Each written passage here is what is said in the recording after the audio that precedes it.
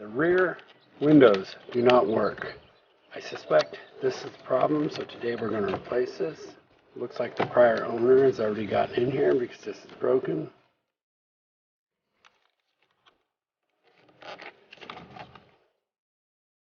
Pretty simple. 2 plugs. The new one does not have these bolts, so we're going to have to cannibalize these bolts and swap them out. Here's the new one. Missing these screws. Here's the old one that's broken.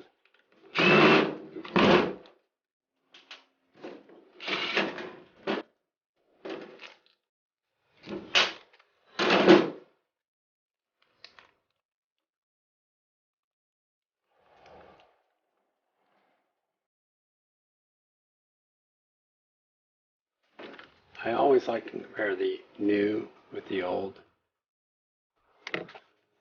Alright.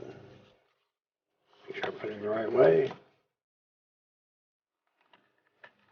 Pops right in. Pops right in.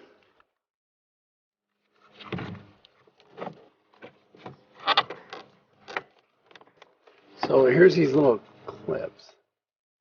Put there, and there, and there, and there. Hey!